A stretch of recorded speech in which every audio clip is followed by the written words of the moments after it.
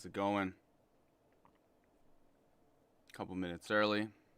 Are we mogging? How am I looking, guys? Let's check out the screen here. Check out the stream on my phone. Welcome, welcome. Happy Friday, or I guess it's Thursday night where most people are watching. Getting into episode 2 of the Tout Files. I made this little thumbnail in Canva. You guys like it? Pretty cool, right? What up, what up? Lone Wolverine Survivor, what's up, my dude? What's up, Wise Guy 99? Good morning, y'all. Or probably PM over by you guys, huh? Good evening. You guys ready to get into it? What's up? Shout out to Brazil. Brazil, shout out. I always wanted to go there, but I've seen one too many live leak videos to know that maybe I shouldn't go there. Is that in Brazil? Is it like the U.S. where you see a lot of videos of crazy stuff, but actually if you go there, like there's so many safe places and it's really not that bad? Or is Brazil actually that bad? What up? What up? Gonna lock in here, guys. As soon as clock turns to 11 here, my time. Let's get into the videos. We'll get into the evidence from today. Set my phone up over here. How we looking? What up? What up? Good morning, y'all. Good evening. Are you gonna release any co-conspirator names? I don't know what that means. You mean like victims? Why would I release the victims' names? Why would I do that? Most people, I would say almost all people, are really, really worried about their identities being found through this because, I mean, so many reasons. One, it's just kind of embarrassing to go to a nightlife district, and especially if you're going to like a girls' bar or following someone. Two, it's just embarrassing that you got scammed for something that seems kind of obvious when you look at it in hindsight. And then who wants to say, oh yeah, I was that guy that got scammed. I fell for this kind of obvious trap. Also, a lot of people still live here. I'm going to be reading some stories of, one guy particularly who had a really tough experience, but he still lives here. And, I mean, nobody really knows what's going to happen if people find out their identities. Are these guys going to go looking for them? What's going to happen? So, of course, people don't want to know, or people don't want everybody else to know who they are. What happened to my Out the Mud series? Just got sick of it. I mean, I'm probably going to pick it up again at some point, but too busy with my daily life to just be vlogging all day. Really busy with school and some other stuff, but also just kind of got sick of carrying my camera around and feel like, oh, here's this, here's that.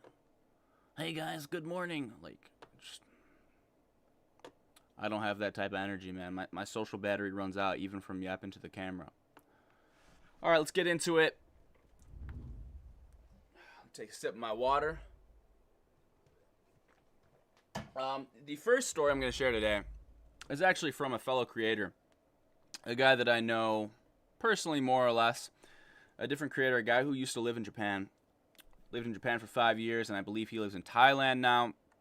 He was the victim of some of these touts, and this guy's name is Bobby Thompson. You might have seen this video on YouTube, but I know this guy, so I wanted to share his story, and also I plan on doing a call with him soon to try to get some more details, but this is Bobby Thompson, guys. Bobby Thompson, look him up on YouTube. BobbyThompson. He's a cool creator. He's really into fitness and lifestyle and videos and stuff like that. But let's hear what he has to say about this whole issue. What happened to him? Because unfortunately, he was a victim of these touts. Sphere incidents in Japan. Yes, guys, my name is Bobby. Nice to meet you. I am actually currently living in Thailand, but I did live in Japan for 5 years. I therefore follow the Japan social media sphere, incidents in Japan, online talking points in Japan about. So he saw the video of me getting attacked. Things on what is happening. And he used to hang out and go out drinking in the Shinjuku area, etc. chill out for a couple of hours, head over to Tokyo Station, get that bus, that airport. So now he tells the story of how he was... I went to Japan for a job interview before I moved there. About 2015, I actually got a Facebook memory of a picture of me in Shibuya on that trip. About 10 years ago this month, and a busy area when I've been through Shinjuku with people, with bars, etc. So I'm walking through at night time, and I see a little Irish Guinness sign. I'm like, that's got to be a sports bar. I go in, lo and behold, there it is. The game is on the TV. I have one drink. I'm sat there. There's nobody International in this bar Club except one guy who's sat about 2 seats down from me. And even though I've kind of had a long day and I just want to mind my own business, watch the game, and then bounce out, this guy starts talking to me. He's chatting to me for the entire game. He is literally there next to me for like 60, 70 minutes of this game. Now, full-time blows, I'm thinking, right, where to now? How do I get back over towards Tokyo Station? And he follows me out. I'm like, oh, nice to meet you, mate. Have a good night. He's like, where you going now, man?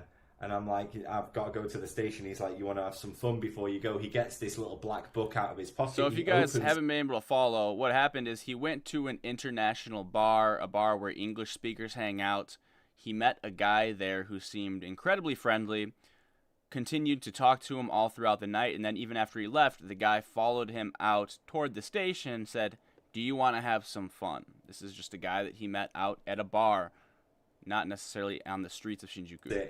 With explicit pictures of girls inside each page. He's just flipping through like it's a case before you go. He gets this little black book out of his pocket. He opens it with explicit pictures of girls inside each page. He's just flipping through like it's a K's catalogue. I don't know if anyone remembers K's catalogue from when we were kids back in the UK. The lingerie section for an 8-year-old boy was an exciting feeling, but this was not an exciting feeling. It felt dark, it felt dirty, it felt seedy. I was like, no thank you, mate, I've got to bounce. So that was not necessarily life-threatening. He didn't push it. So basically, he goes to this international bar or club, meets a guy there who wouldn't leave him alone, kept talking to him on and on and on. The guy follows him toward the station, says, hey man, let's go have some fun. Do you want to have some fun? Pulls out a little black book with a bunch of different pictures of girls in lingerie in it and shows it to him like, I work for some type of bar or club or sex work store, and these are the girls that you can hook up with. These guys will do that to you. They'll stop you usually on the streets of Shinjuku, but sometimes they even hang out in bars. I've heard stories. I have a story that somebody emailed me, or actually I believe it was an Instagram message. Somebody hit me up with an Instagram message, guys, and they said that the touts not only work on the streets, but occasionally you'll run into them at bars, and they'll pop something in your drink when you're not paying attention. Then you're out of it. You don't know what's going on. Then they lead you back to their bar. Hey, let's go have more drinks, and then you're already gone. Beyond that. Now, the That's next just part incident one. I had with these touts actually took place a couple of years prior to that. And again, I wasn't fully aware of Kabuchiko and what it's renowned for, believe it or not, at that time. Me and my friends were meeting his friends. This is the thing, the people that have been here a whole bunch of times, the people that live here are always like, oh, why would you even go to that area? You're so stupid. If you went to Kabukicho, you were looking for trouble. This guy had lived here for a little bit of time. He had been to Japan for some job interviews, and he wasn't totally familiar. And it doesn't make him an idiot. It's just, I think you overestimate how much everyone in the world just knows about Japan's problems. If you're a Japanophile, if you're a weeb, and that's all you know, okay, like the average person, the average tourist that's coming here doesn't know about this. And we were actually walking, and we were right by the robot cafe, the famous robot cafe, and we were kind of just stood there figuring out where we're going, etc. All tourists at the time. We kind of stood in a little triangle. Suddenly a guy pushes his way into our group. There's literally, it went from 3 of us to 4 of us, and he's like, what you guys up to? And we're like, cool, we're cool, mate, we're just figuring out our plan. And then he gets literally a bag of white powdery substance in his hand. A bag of white powder? When I say in Japan? This in Japan. I know a guy who's been in prison for over 3 years for smoking weed in Japan. That's weed. We're talking about this guy approached him out of nowhere, pushed his way into his group of friends, and pulled out a bag of white powder and started offering it to them. Does that sound like Japan to you? Japan is not like the Western world. I'm sure there's some people who do these types of things, but the rules are not quite as accepting, as crazy as that sounds, as they are in places like the US and America. If you are caught with anything on you, you are going to be in big trouble. So obviously we rejected this advance, but if you are a tourist who is into that type of thing, I highly suggest that you reject those cravings for the one trip. Do not touch that shit, because you don't know who's hanging around. You don't know even who they're working with. They might be testing people. Continue on with the story. It gets better. Advance and just move on with it. But what happens there? There are a couple of hubs there, and for anyone who doesn't know, hubs are. So he says there are a couple of hub bars, HUB. Was known for hub. Necessarily how it this operated. This is a British bar. It's a chain in Japan. It's where all the gaijin hunters hang out. It's where all like the foreigners hang out, all the English teachers hang out. And people who want to prey on tourists, maybe new foreigners to Japan, they hang out at the hub. And what do? Let's find out. There are a couple of hubs there, and for anyone who doesn't know, hubs are British themed pubs that are all over Japan. And good price drinks, decent atmosphere, cheap and cheerful, kind of like a Wetherspoons in the UK type thing. Me and a couple of friends from work, we had been drinking all night. It was a leaving party for someone, and 3 of us out of the group decided to continue the night, and we ended up in this said underground hub in Kabuchiko. It's not where the Godzilla statue is with the Don Quixote, that famous crossing. It's they kind ended of, up in the hub. And take a left. It's just there near the corner. There is an entranceway, and as with most of the hubs, I'll tell you the exact hub that he's talking about. Hub Shinjuku Kabukicho. It's this one right here. I'm going to pull it up so you guys can see. It's at the one on the corner of Kabukicho. This is where he was drinking. It's a downstairs bar. Where is it?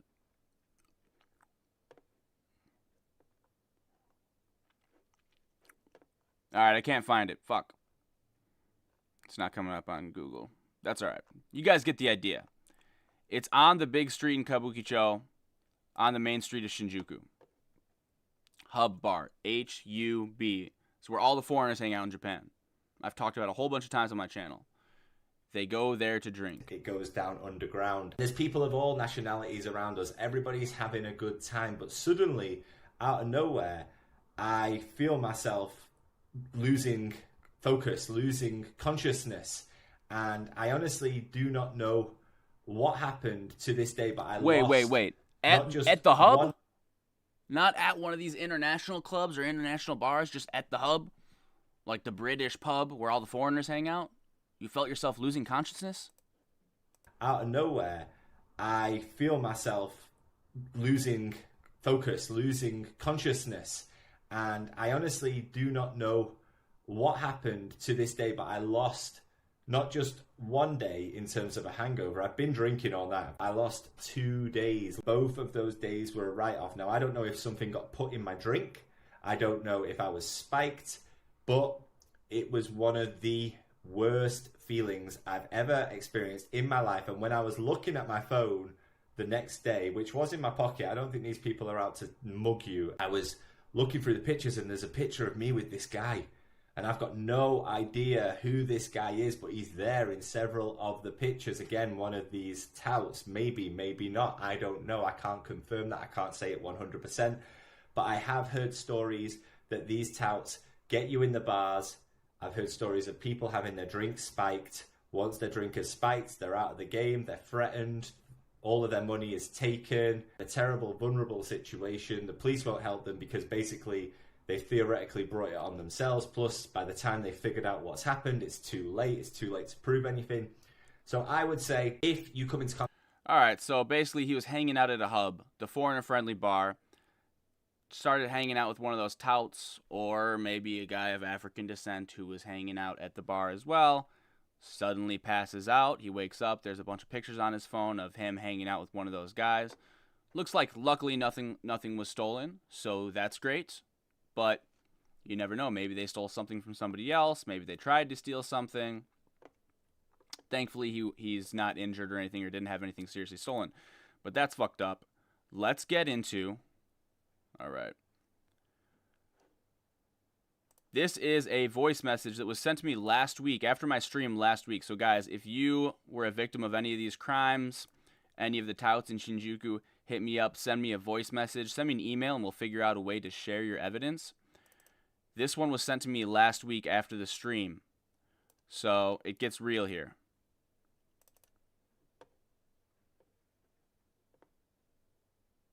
So I came to Japan in 2004. Emails on the screen. Changed his voice to protect the victim's identity. This gentleman still lives in Japan. All right. Let's play it. Let's hear what he says. So I came to Japan in 2004 and have been living here since. And in the very early days of being here, I connected with some photography friends. And we used to go out and run around Tokyo in all different neighborhoods and make photos, street snaps, and just document life on the streets. And we all were using film cameras, and we all had little dark rooms in our house, and we would go home and make photos. This is 23 years ago, he said. Print, and this was all before the iPhone or before the iPhone. Facebook. This is like pre-iPhone days. And so we would go meet at Hachiko or meet at Studio Alta, and then we would walk around and just snap photos. And we would often go to Kabukicho because it was a pretty colorful place to go, and there was lots of like subculture people, and it was a little bit seedy, probably a little bit rougher around the edges. Keep in mind, guys, this guy's a local. This guy has lived here. This guy lived here at that time. It is now, and it wasn't as crowded and touristy, and Golden Guy was a sleepy place. And we used to go to this photographer's bar over there called Kodoji, and it was cool. It was really cool. And you'd bump into friends, and it was mellow, and you'd walk down the back alleys, and you'd see sort of the kind of sleazy places, and you connected with the touts from West Africa because, hey, they were foreigners, you're a foreigner. Exactly. They speak English, they're friendly. People in Japan don't speak English, they're not super friendly. Sometimes they would smile and pose for photos, and you'd go home and you'd make prints, and they knew you, and sometimes a guy would try to, tell you not to take photos, and then another one of them would tell you, no, these guys are cool, they're down here every other weekend. So we had a little rapport with those guys. What the fuck? It's so obnoxious, too. They run out of their way to get in your face and tell you can't take photos here. It's a public fucking place, dude. It's a touristy area. The Godzilla head is right there. These guys think they own the block. Fuck you.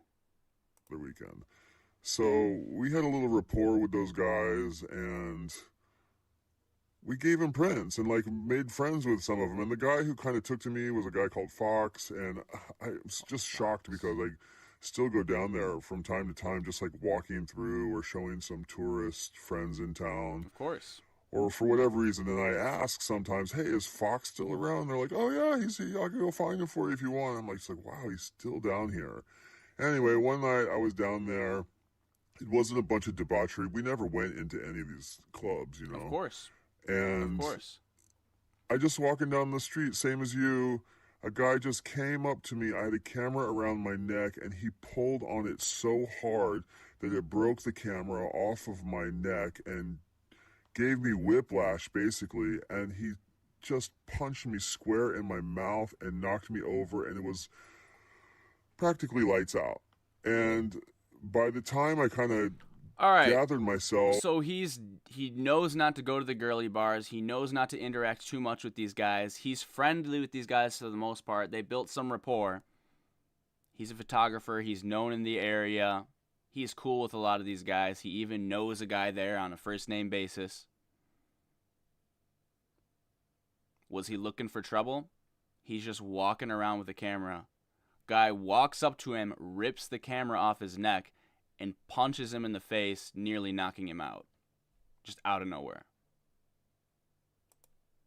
Was you, a guy just came up to me. I had a camera around my neck, and he pulled on it so hard that it broke the camera off of my neck and gave me whiplash, basically. And he just punched me square in my mouth and knocked me over, and it was practically lights out.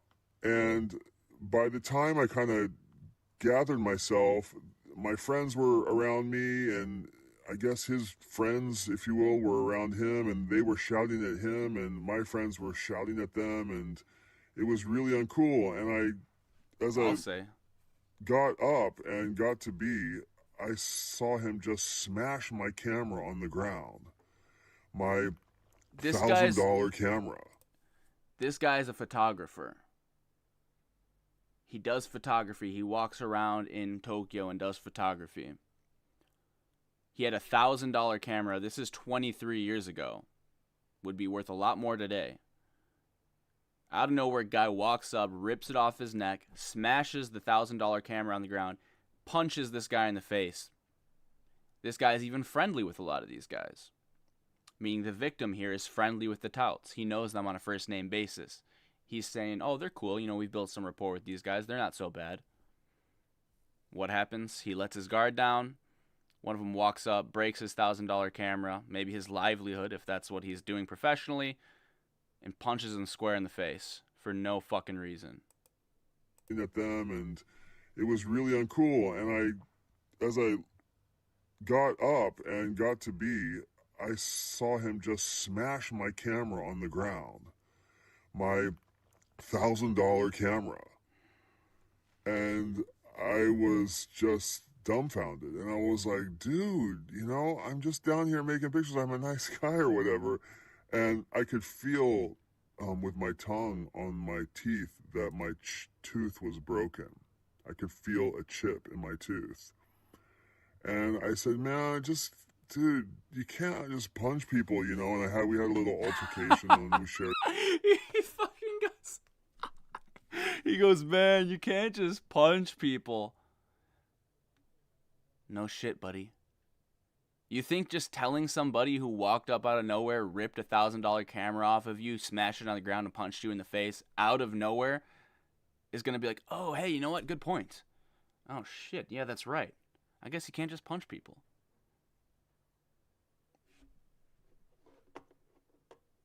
Not exactly. You cannot reason with these people. You cannot. Tooth. And I said, man, dude, you can't just punch people, you know. And we had a little altercation and we shared words, but it was all done. And the guy was just kind of shouting at me in this really aggressive way. And I wonder if it was the same motherfucker. It was pretty scary and not fun. And eventually we went down to the police station to report it. And of course, they just sort of laughed us out of the Koban. They wanted nothing to do with us, and they said, well, if you're, you know, down here taking pictures, then you should expect that might come with the territory. I would suggest you move along, and I was really bummed out. Same exact thing happened to me. You know, didn't take me seriously at all.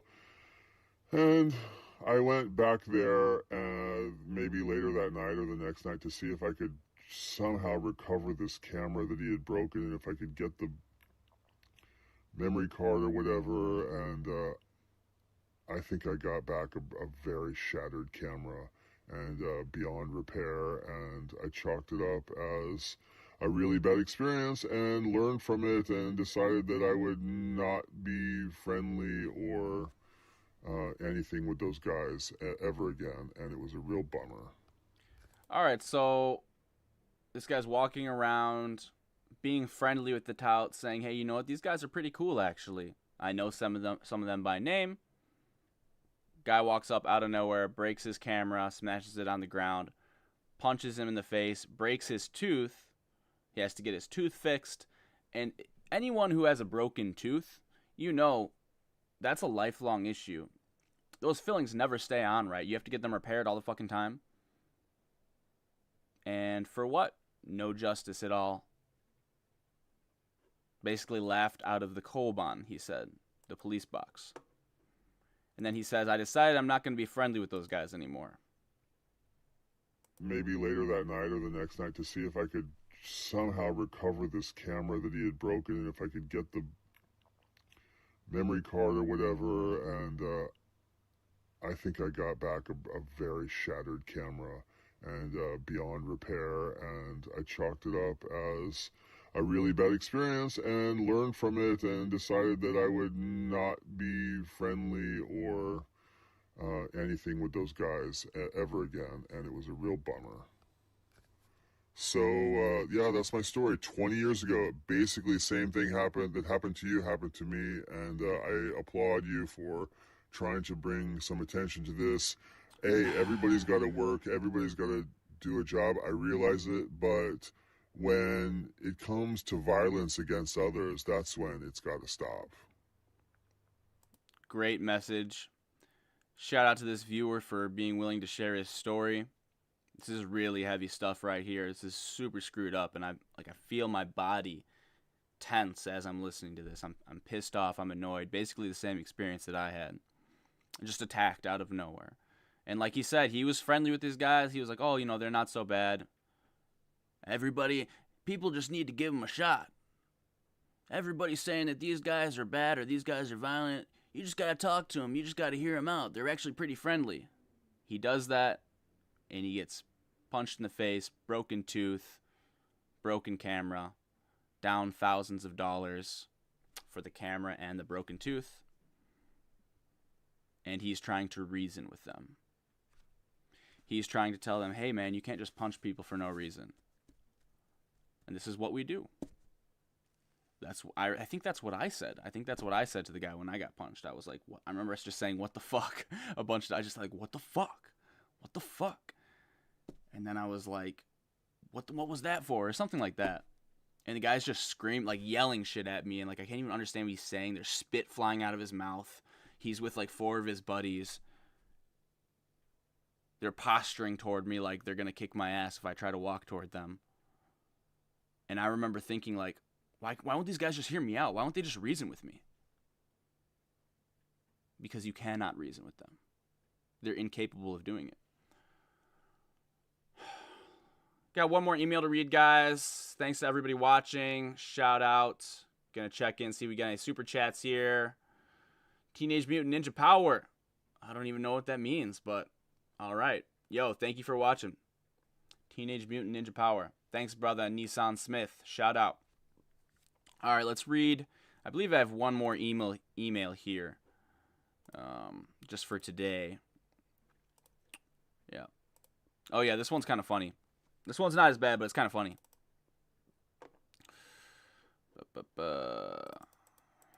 Can you guys, let's see. Let me change my browser for a minute.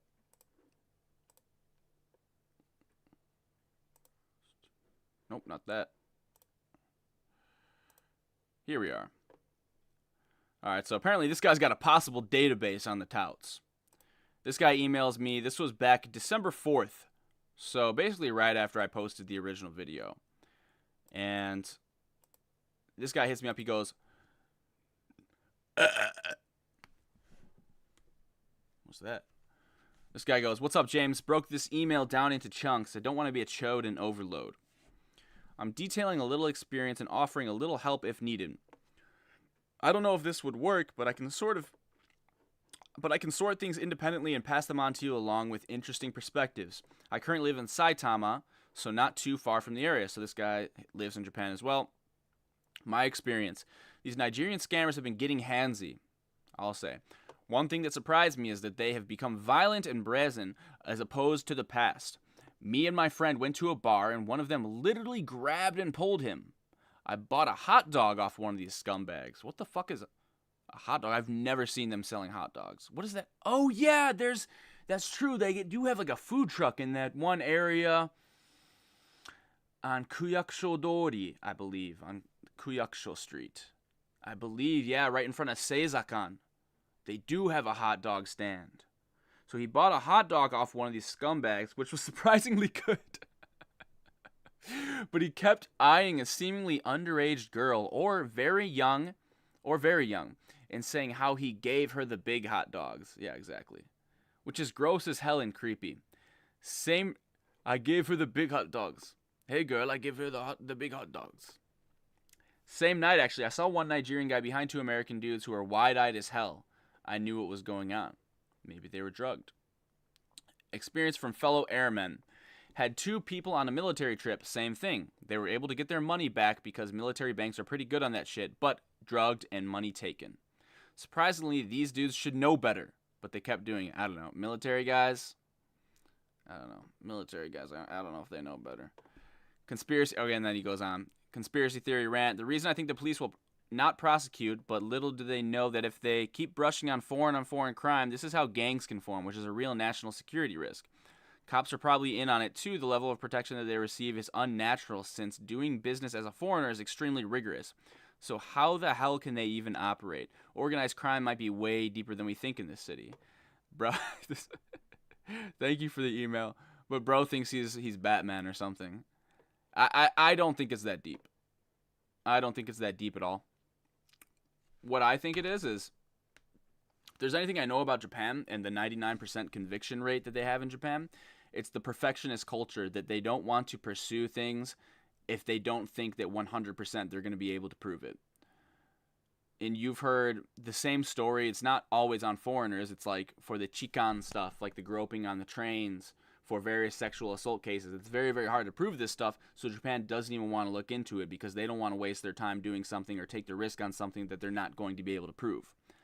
And I think that's what it is. From the people that I know that have told me like the insider information, as much as they know, not a single one of those people has said that it's organized crime. Not a single one of those people has said that they're employed by the Yakuza, anything like that. They basically say that these guys come here on some type of visa, some type of work visa, or a refugee visa. By the way, I'm not saying this is true right here. I'm just saying what I've been told. This is the theory that people are saying. The people that seem to be in the know, the locals, the people that have been to Kabukicho a lot or work in Kabukicho, they come here on some type of refugee visa or some type of work visa. They save up money and then they pay some maybe like old Japanese woman or widow to marry them. They get the marriage visa, and there are countless guys like this, and they come in and out all the time. It's not really an organized thing. An organized thing actually might be a little bit easier to deal with. Apparently, that's what they say, because Japan has experience dealing with organized crime for the Yakuza. They actually have, I don't remember what it's called, Boryokudan Taisaku or something like that. A department of the police, the Tokyo Police Department, that specializes in taking care of organized crime. But I've heard that they don't really want to look into this so much because it's not so organized. They don't know where to start. It doesn't seem like there's a head of the organization. It's kind of just like you come here as a foreigner, you meet some people through some different circles. Maybe you visit Kabukicho one time. One of the guys calls out to you, hey, brother, do you want to make some money? What's your name? Where are you from? Maybe you're from a similar country that I am. And then they kind of get into it, and then like, hey, if you just like show people to bars, you get a little percentage of their bill. It's a pretty dope job. And then you get into that, and it's like, well, what are the police just gonna go and start arresting random people out of nowhere? And then just like another one comes, and then another one comes from Africa, and then another one comes, and it's like there is no organized thing to it. It's just kind of like they're working freely on the streets and getting a percentage of the bills when they bring someone to the bar. That sounds more believable to me. Like I said, I don't know. I don't know. This is what the story that I've been told by people like locals here that are more in the know than I am. So that's it, guys. That's it for today. Next week we'll check in more. I still got a whole bunch of stories. The thing is, the reason why I'm just like reading emails right now is I keep reaching out to people, trying to get people to send me voice messages or videos or some more concrete evidence. But like I said, most people are really worried about their identities, so they're just sending me emails right now. So that's the issue I'm currently running into. I'm trying to get, at the very least, voice messages from people. So I'm working on that. I'm building a whole bunch of files, and we're going to be continuing to release them. I got a video, part of the video series. I kind of like edited some stuff, and I'm dropping a video on it in a couple weeks here as well. So thanks for checking in. Let's see if we got any supers we can talk to. Teenage Mutant Ninja Power. All right, guys. Thanks so much. Take care. And I'm going to head out to the gym. Thanks for tuning in.